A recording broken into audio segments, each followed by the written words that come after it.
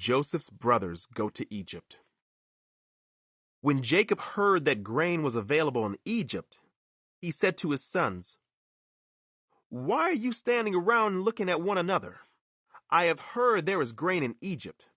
Go down there and buy enough grain to keep us alive. Otherwise, we'll die." So Joseph's 10 older brothers went down to Egypt to buy grain.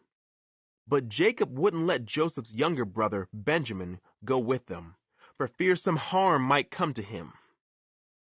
So Jacob's sons arrived in Egypt along with others to buy food, for the famine was in Canaan as well. Since Joseph was governor of all Egypt and in charge of selling grain to all the people, it was to him that his brothers came. When they arrived, they bowed before him with their faces to the ground. Joseph recognized his brothers instantly, but he pretended to be a stranger and spoke harshly to them. "Where are you from?" he demanded. "From the land of Canaan," they replied. "We have come to buy food." Although Joseph recognized his brothers, they didn't recognize him, and he remembered the dreams he'd had about them many years before. He said to them, "You are spies. You have come to see how vulnerable our land has become." "No, my lord," they exclaimed. "Your servants have simply come to buy food.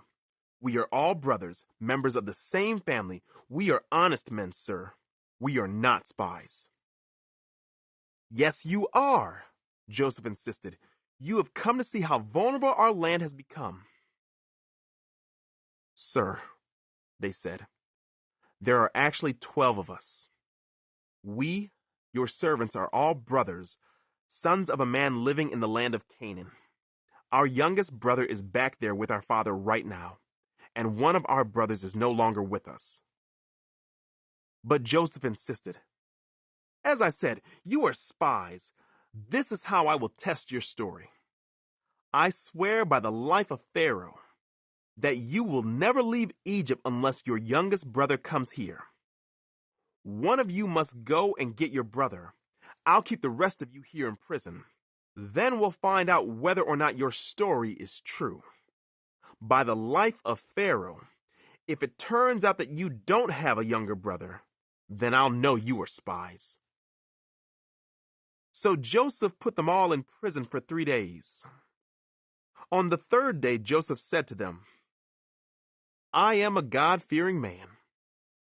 If you do as I say, you will live.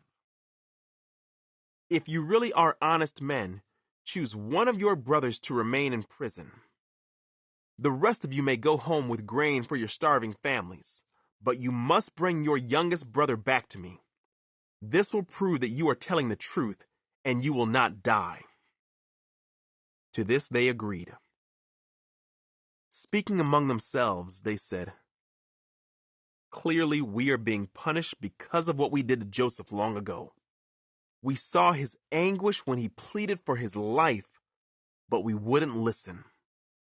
That's why we're in this trouble." "Didn't I tell you not to sin against the boy?" Reuben asked.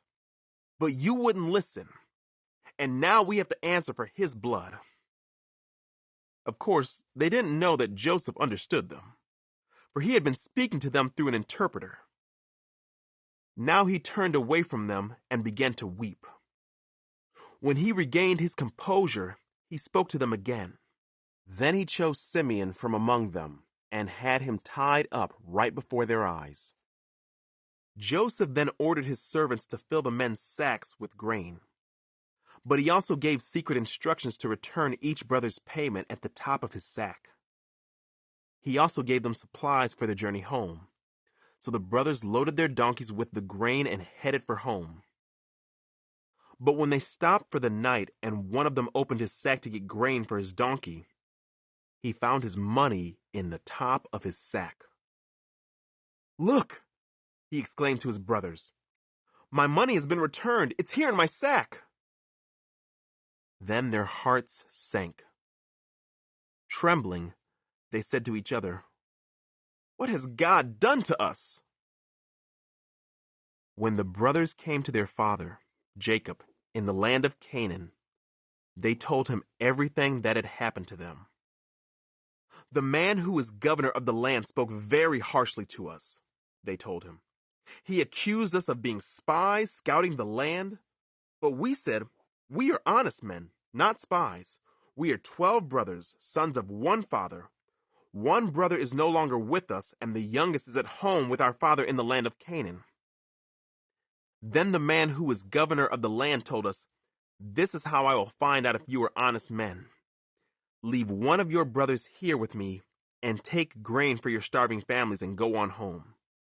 But you must bring your youngest brother back to me. Then I will know you are honest men and not spies. Then I will give you back your brother, and you may trade freely in the land.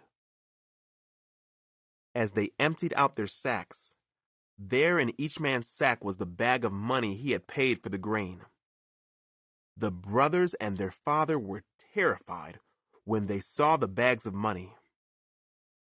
Jacob exclaimed, "You are robbing me of my children. Joseph is gone, Simeon is gone, and now you want to take Benjamin too? Everything is going against me." Then Reuben said to his father, "You may kill my 2 sons if I don't bring Benjamin back to you.